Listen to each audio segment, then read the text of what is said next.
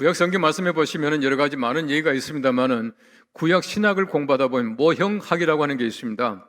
모형학이 뭐냐 하면은 구약에 나오는 모든 인물들과 모든 사건들은 예수 그리스도의 모형이다라고 하는 것이에요. 여러분 구약 성경, 신약 성경 히브리서 10장 1절 말씀 보시면요, 율법은 장차 올 좋은 일의 그림자이니, 그래서 그림자. 이 그림자라고 하는 말도 마찬가지예요. 여러분 그림자는 실체가 아니잖아요. 실체가 아니지만 그림자가 생기거든요. 여러분 그림자가 실체가 아니에요. 그림자가 내가 아니에요. 그렇지만 그림자는 내가 있으면 그림자가 생겨나게 되는 거예요. 구약 성경 말씀에 나오는 모든 것들은 예수 그리스도의 그림자라고 표현하기도 하고 모형이라고 합니다. 구약 성경 말씀에 보시면은 요셉이라고 하는 잘하는 인물이 나오는데요. 이 요셉은요, 아버지 사랑을 참 많이 받아서, 아버지 사랑을 너무 많이 받으니까 형들에게 시기함을 받아서 형들에게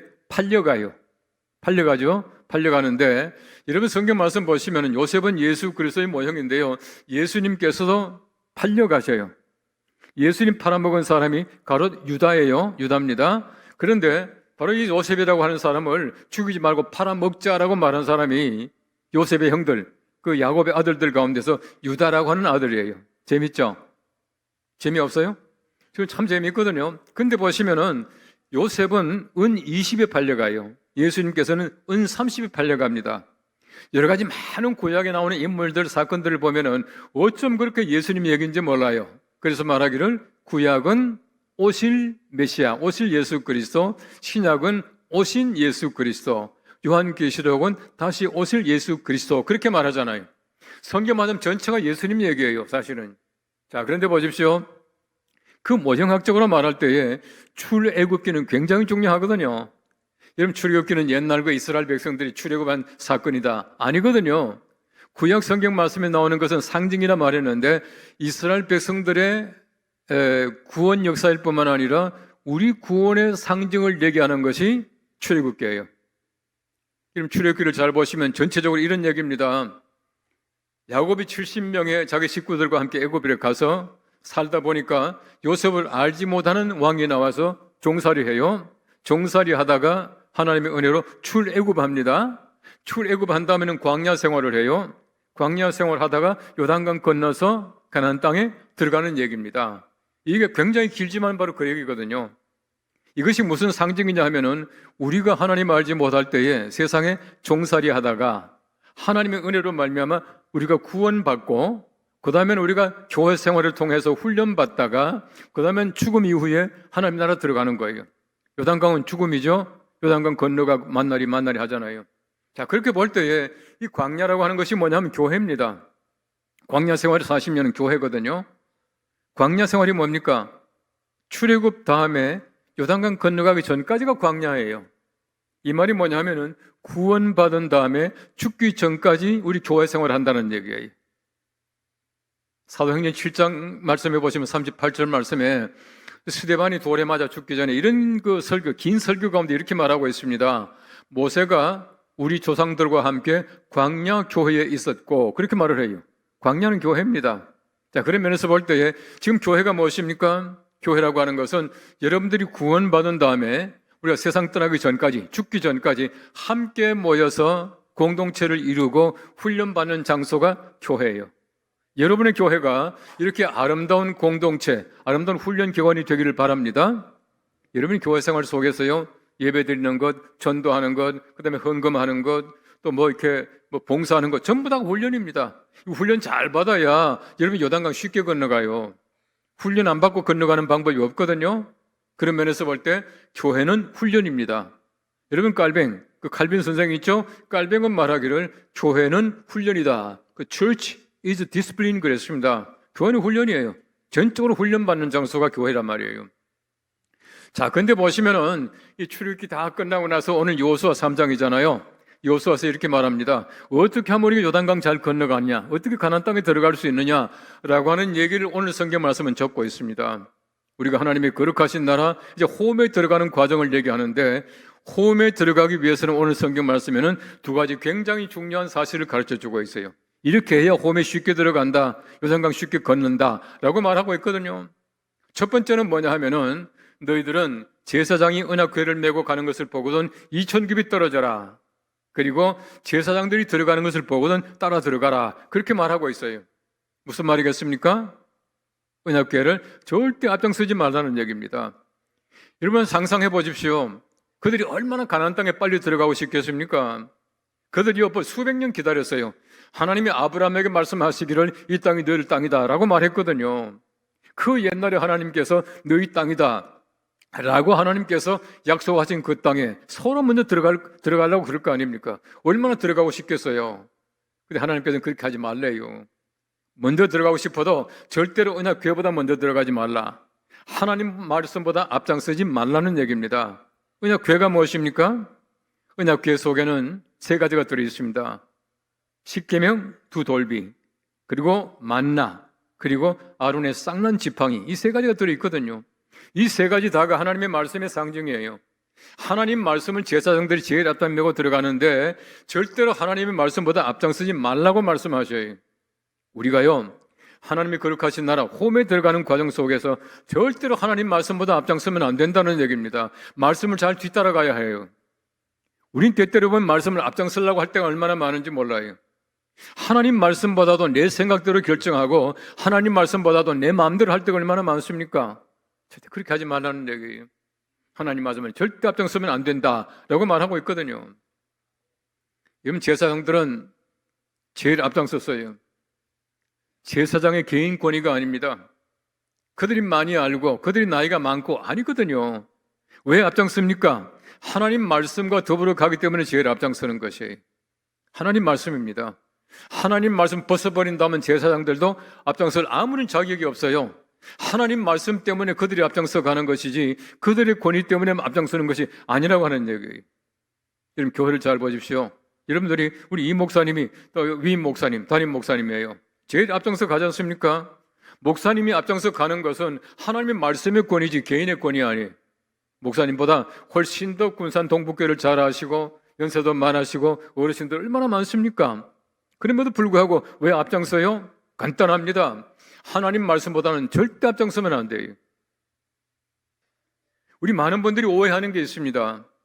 살인했다. 엄청나게 큰 죄예요. 이건 정말 큰 죄라고 생각합니다. 여러분 살인했다 하면요 어지간하면 15년 형 받습니다. 우리나라에서. 굉장히 큰 죄예요. 그런데 거짓말했다? 아무렇지도 않게 생각해요. 여러분 잘 보십시오. 살인하지 말라 한 계명이죠. 맞습니까? 그 다음 보십시오. 거짓 증거하지 말라, 거짓말하지 말라 한 계명이죠. 우리 사람들이 볼 때는 하나님의 말씀에 경중을 따져요. 이거는 엄한 벌이고 이거는 아무렇지도 않다. 얼마든지 거짓말할 수 있다 생각할지 몰라요. 그러나 하나님 앞에서 볼 때는요 살인하는 거나 거짓말하는 거나 똑같은 죄라고 하는 사실을 여러분 절대 잊지 마시기 바랍니다. 이게 하나님 말씀이에요. 레위기 4장 말씀 보시면요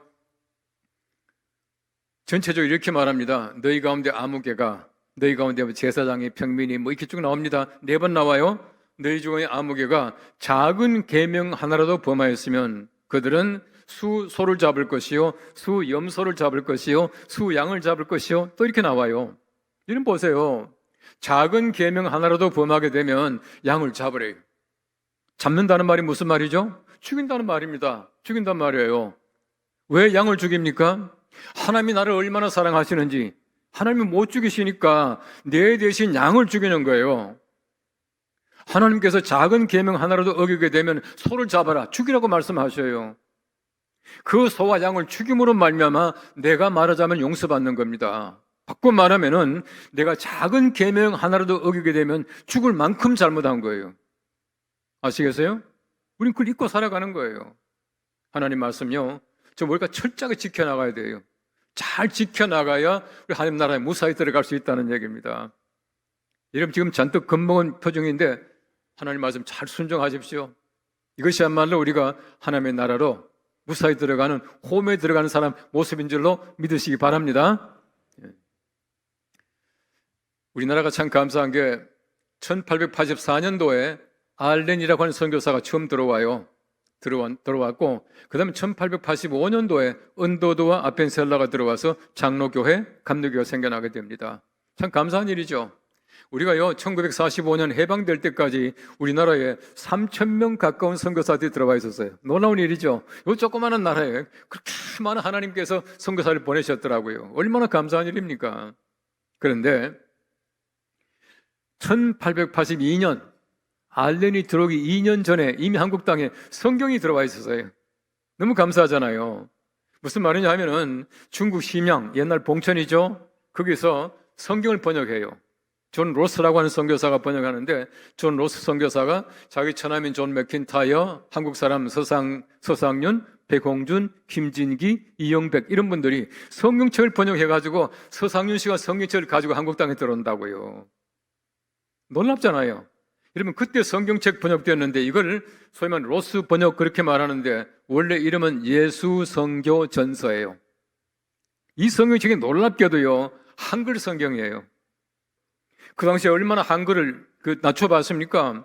여러분, 세종대왕이 그 아름다운 한글을 만들어 놨는데요, 그 옛날 사대부들은 보지 않았어요. 암클 그랬거든요. 암클 무슨 말인지 아세요? 부인들이 집에서 보는 글이다 해가 암클 그랬습니다. 아마 옛날 어른들 들었을 겁니다. 언문 그랬거든, 그죠? 언문. 얼마나 낮춰봤습니까? 그게 참 감사하게도요, 95%의 평민들을 위해서 한글로 된 성경책을 번역해서 가지고 들어왔어요. 여러분, 세계에 이런 나라가 없습니다. 선교사보다 먼저 한글이 들어왔거든요. 성경이 들어왔거든요. 아무리 선교사들이 위대하고요, 아무리 설교자가 말씀을 잘 전한다고 하더라도 하나님 말씀만 하겠어요? 성경만 하겠습니까? 절대 아니에요. 얼마나 감사합니까? 세계 어느 나라 가봐도 한국교회만큼 하나님 말씀 열심히 듣고 열심히 공부하고 열심히 묵상하고 성경반 많이 읽고 설교 열심히 경청하고 이런 나라가 없어요. 여러분, 정말 감사해야 돼요. 하나님의 은혜로 말미암아 우리 한국교회가 말씀의 교회가 된 것을 감사해 주게 되기를 바랍니다. 이 말씀을 잘 쫓아감으로 말미암아 여러분들 무사히 홈에 잘 들어갈 수 있기를 축원합니다. 오늘 성경 말씀 두 번째를 보십시오. 두 번째는 다시금 요단강 건너가는 사람들에게 요수아가 말합니다. 너희는 스스로 성결하게 하라, 그렇게 말을 해요. 성결하다는 말이 무슨 말입니까? 성결하게 하라, 너희가 거룩하게 하라, 그 말입니다. 거룩하게 하라. 여러분, 성결하는 건 굉장히 중요하거든요. 거룩하게 해야 들어갈 수 있다, 그렇게 말합니다. 왜 우리가 거룩해야 됩니까? 아주 간단해요. 왜 거룩해야 우리 요단강 건너서 가나안 땅에 들어가느냐 하면은 하나님의 나라는, 우리의 홈은 거룩한 자가 들어가는 곳이에요. 거룩한 자가 들어가는데, 성경 말씀 여러 곳에 말합니다. 너희는 거룩하라, 나 여호와가 어떻게 하다고요? 거룩함이라.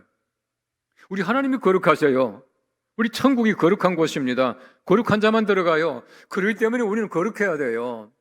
우리가 속해서는, 우리 더러워서는 하나님께 합당하지 않고 거룩한 나라에 합당하지 않다는 얘기입니다.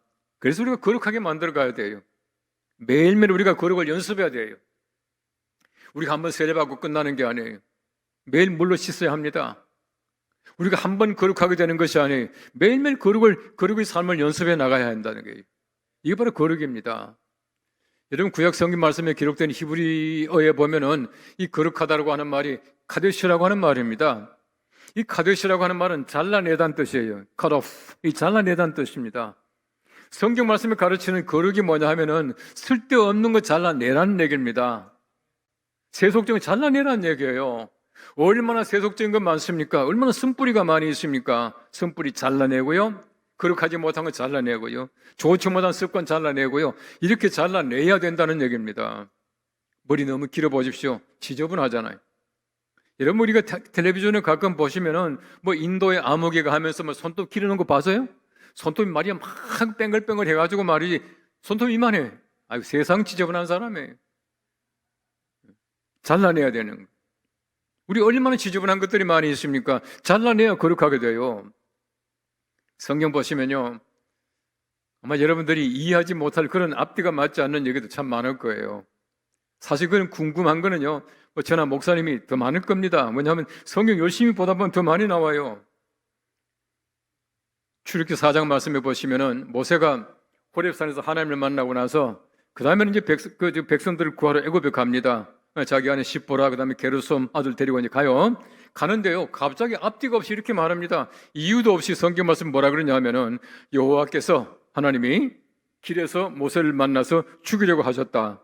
왜 죽이려고 하셨습니까? 해석이 없어요. 이유가 없습니다.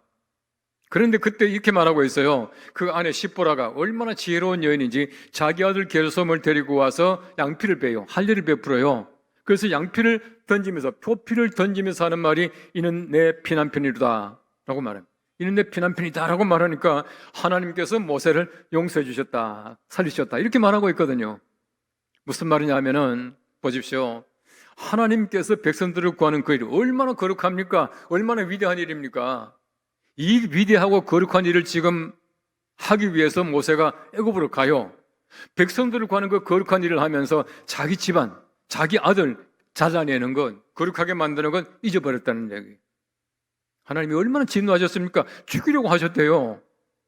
바꿔 말하면 우리가 하나님 백성들을 구원해내는 이 거룩한 일 전에 필요한 것이 있습니다. 그것이 뭐냐면은 우리 집안을 거룩하게 만들어가는 것이에요.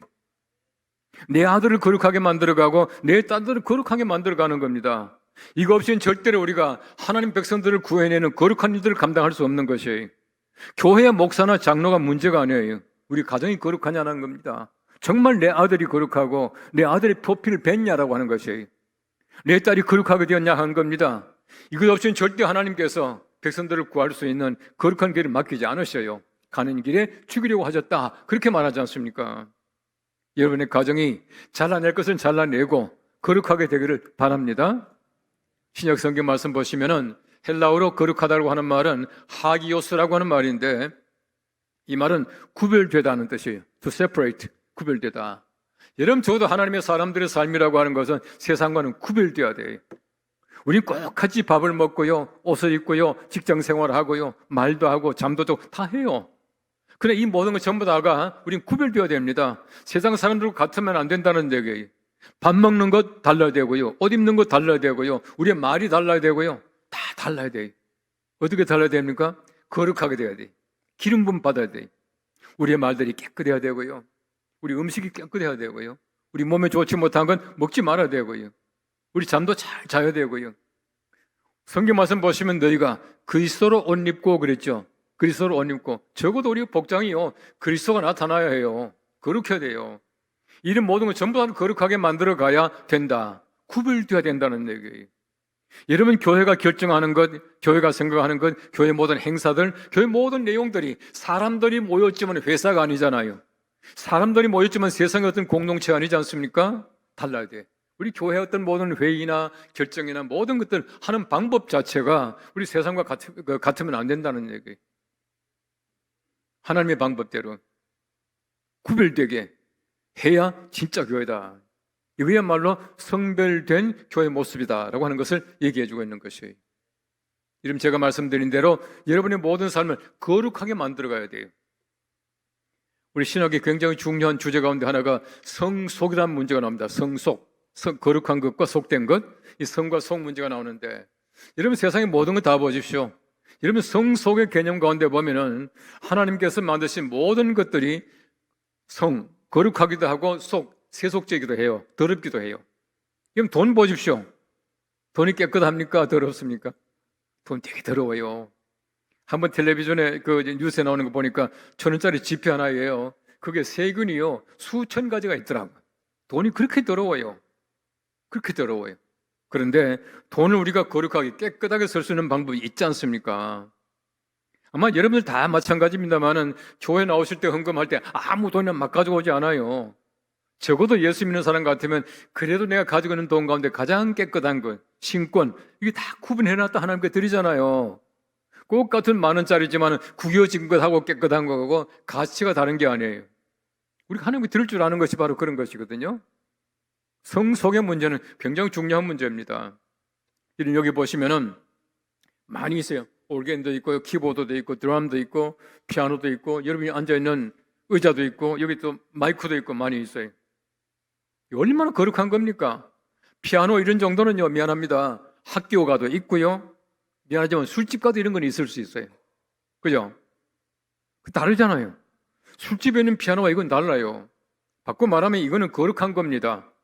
우리 신학적으로 말하면요, 우리 세속적인 물건을 사서 우리 하나님의 전에 바치는 것, 이것도 마찬가지죠. 우리 교회 갖다 놓고 하나님 감사합니다. 하나님께 봉헌할 때, 헌물할 때에 그 순간을 신학적으로 말하면은 베프티즘, 세례 그렇게 말합니다. 세례 받은 거예요. 여러분, 세례 받았다는 말이 거룩하게 만들었다는 얘기입니다. 한번 상상해 보십시오. 애들이 들어와가지고 막 장난쳐요. 가만히 둡니까? 얘들아, 그러면 안 돼. 그러지 마.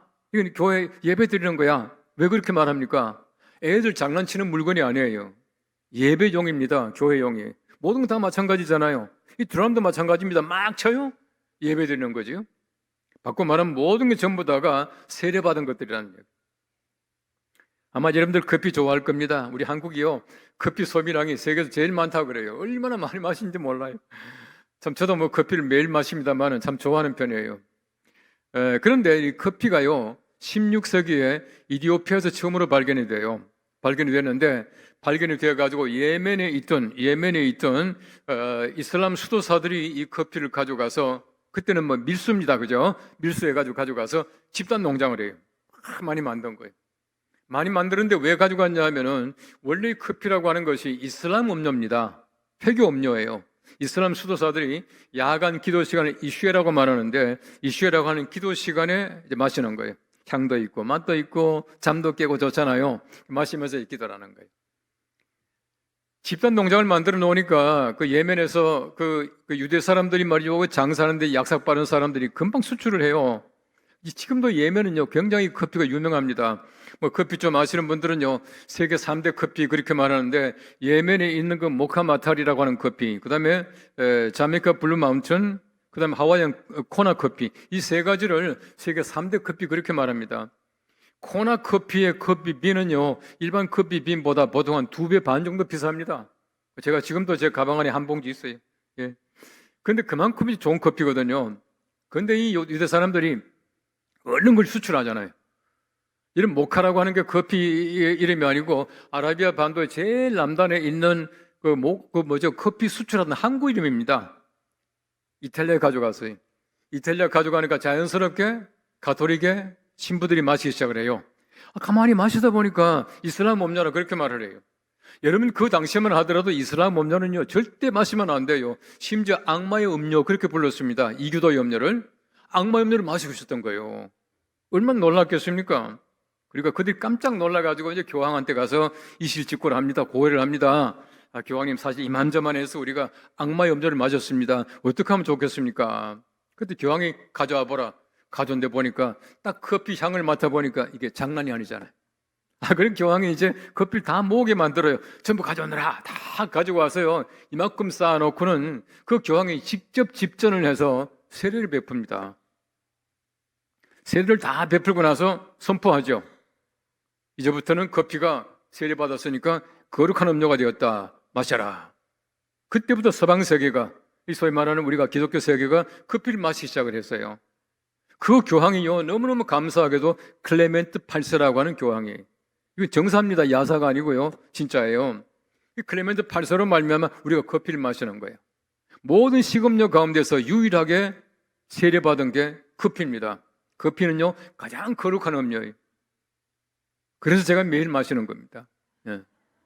여러분, 그 커피를 놔주고 마시면 참 재미있어요. 자, 어쨌든 보십시오. 제가 말씀드리는 것은 모든 거룩하게 만들어 가야 해요. 커피를 거룩하게 만들었다, 이게 문제가 아니라 우리의 삶의 모든 것. 여러분, 물 한 잔 마시더라도 그 물을 여러분들이 거룩하게 세례받게 해서 마셔야 되는 거예요. 우리 모든 건 마찬가지입니다. 그렇게 해야 우리가 하나님의 거룩하신 나라에 무사히 들어갈 수 있다라고 하는 것이에요. 우리는요, 홈에서 와서 세상 한 바퀴 돌고 홈에 들어가는 그 과정에 있습니다. 그것이 바로 우리의 순례의 길이고 기독교인들의 삶이에요. 여러분들이 하나님의 거룩하신 날 무사히 들어갈 때까지 절대로 하나님 말씀 앞서지 말고, 우리 교회 생활, 또 여러분 개인적인 신앙생활 잘 하시고, 항상 여러분의 모든 삶에서 모든 것을 거룩하게 만들어, 세례를 베풀어 거룩하게 만들어 삶으로 말미암아 요단강 건너 가나안 땅에 하나님의 거룩하신 나라에 무사히 들어갈 수 있는 홈에 입성하는 여러분들, 모든 가족들 되시기를 축원합니다.